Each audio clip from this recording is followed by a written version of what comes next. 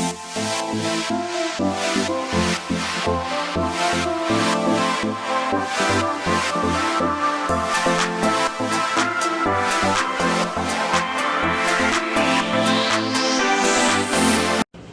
day everyone, welcome to our class in Fundamentals of Accountancy, Business and Management 1 subject. This is our orientation for the Fundamentals of FABM1. This subject is made for grade 11. What we're going to talk about in Fundamentals of FABM1 is basic accounting. The fundamental principles of accounting, the basic accounting process, and how it is being applied in business entity under the sole proprietorship type of business.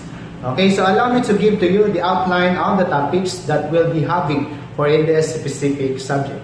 So the first thing that we will do is I will introduce to you what accounting is. So we will have the definition, what are the functions of accounting and business. We will be also talking about the history of accounting. Why do we do accounting in the first place? So the first lesson will involve a very introductory theme of the lesson.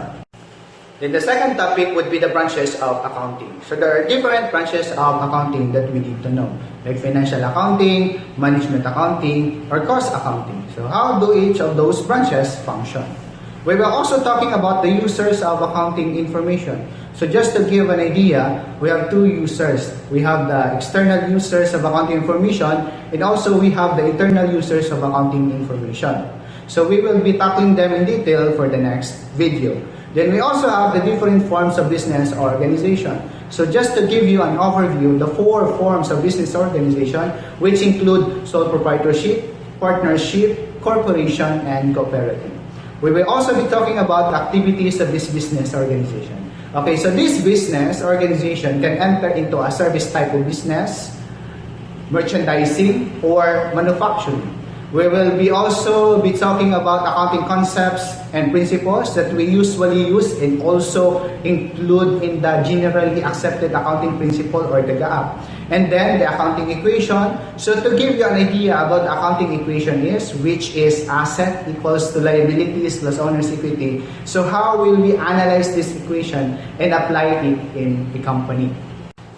We will also be talking about the types of major accounts or the elements of financial statements, which includes assets, liabilities, owner's equity, revenue, and expenses.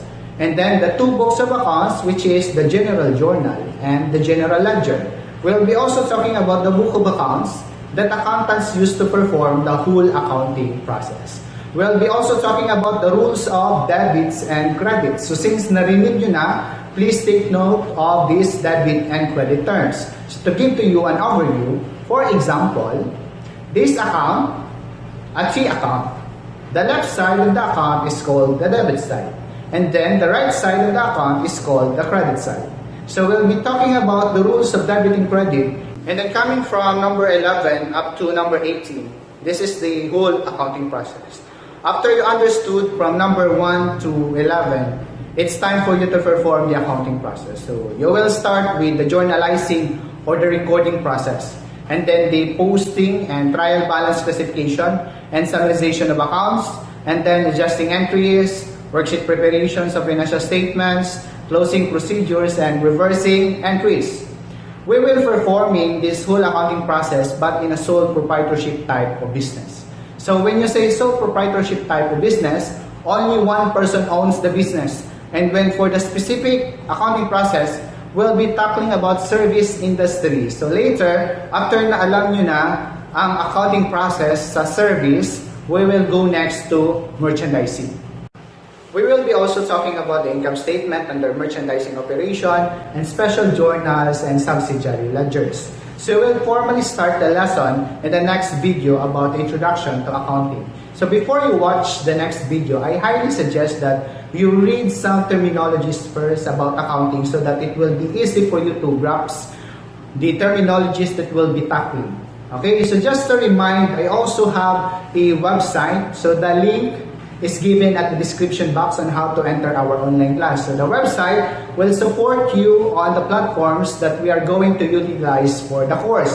Okay, so expect two things that we're going to discuss. We have theory discussions and problem discussions. So that would be the end of our subject orientation.